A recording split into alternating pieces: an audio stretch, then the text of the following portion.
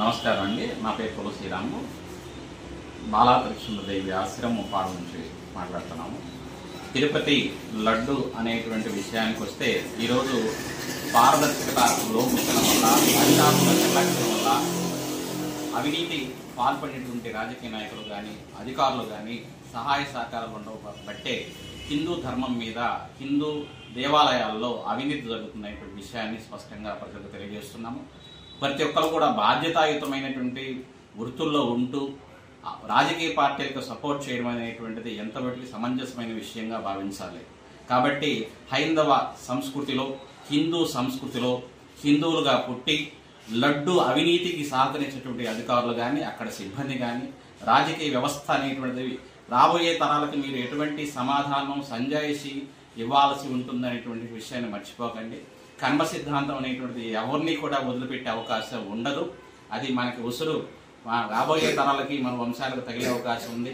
నిబద్ధతతో కూడినటువంటి పరిపాలన వ్యవస్థ ఎప్పుడైతే మనం నడపబడుతుంటామో అప్పుడు మన దేవాలయాలు, మన దేశ సంస్కృతి మనం కాపాడుతుంటుంది.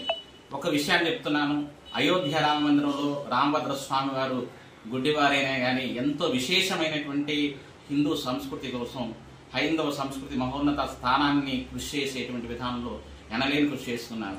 అటువంటి విధానాన్ని, అటువంటి వ్యవస్థని మనం ప్రతి ఒక్కరు కూడా హిందువులుగా పుట్టినట్టు కానీ, హిందీ ఇతర వ్యవస్థలో ఉన్నట్టు పనిచేస్తున్న అధికారులు కానీ, ప్రత్యేకంగా తిరుపతి దేవస్థానానికి ఈవోగా చేస్తున్నటువంటి శ్యామలరావు గారు ప్రత్యేకంగా నేను ఇప్పుడు నోటీస్ ఇస్తున్నాను, ప్రత్యేకంగా సంజాయిషి ఇస్తున్నాను. ఇది కేవలం నేను నమ్మదగ్గ విషయం కాదు. ఒత్తిళ్లుంటే ప్రజలకు స్పష్టంగా సోషల్ మీడియాలో పెట్టి మీరు వ్యతిరేకించండి. అప్పుడే మీ యొక్క విలువ పెరిగే అవకాశం ఉంది. కాబట్టి హిందూ సంస్కృతి కాపాడండి, హిందూ దేవాలయం కాపాడాలని మనస్ఫూర్తిగా ప్రజల చైతన్యం రావాలి. ఎక్కడైతే సమస్య వస్తుందో, ఎవరి ద్వారా వస్తుందో, ఏ పార్టీ ద్వారా అయితే వస్తుందో వాళ్ళ ప్రజలు సంజాయిషి ప్రశ్నించే హక్కు ఉంది. ప్రశ్నించగలిగితేనే రాబోయే కాలాన్ని మంచి సమాజాన్ని సృష్టించే అవకాశం ఉందని ప్రజాముఖంగా తెలియజేస్తున్నాము. నమస్కారం.